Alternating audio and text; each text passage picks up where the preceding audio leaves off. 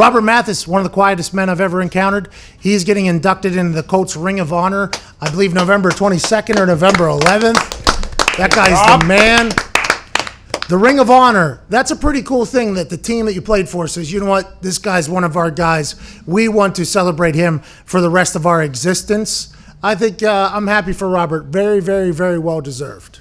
Very much, yeah, definitely well deserved. Is he on the staff there in Indy, or is he just coaching like pass rush? Is he like a pass rush specialist that guys go to? Yeah, so he started this football camps called the Gridiron Gang, where he has offensive linemen there, a former NFL offensive lineman. He's there training. It's very good. It's like they're training free agents and guys in the offseason, and he's gaining a lot of steam. But he was working with the Colts coaching staff, but I think he turned his attention directly to the Gridiron Gang training, because the things that he teaches are things that I think can make everybody a great pass rusher. Playing below the belt.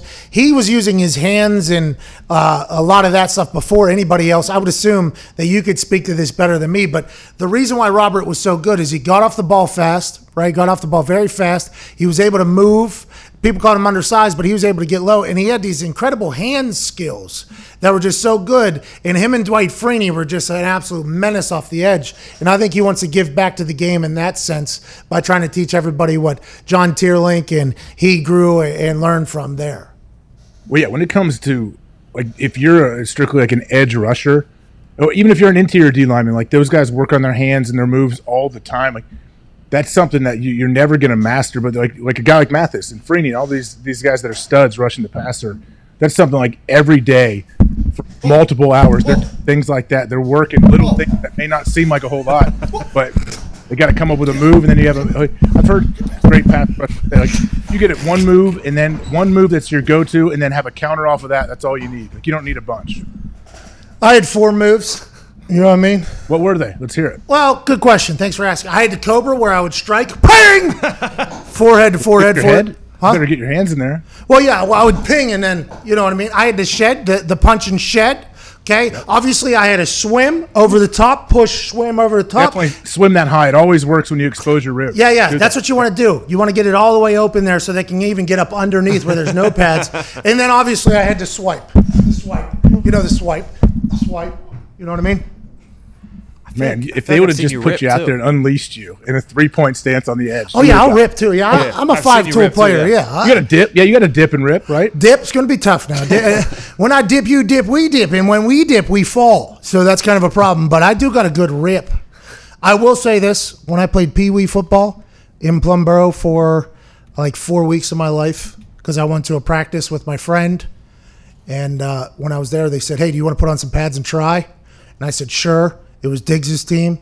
I played for like 4 weeks. They put me in a one-on-one drill as a D lineman.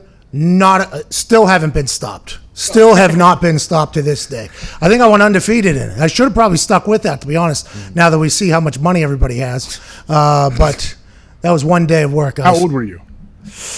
12. Yeah, 12 13. maybe. 12. So you were rushing, you were one-on-one against an offensive lineman? Yeah.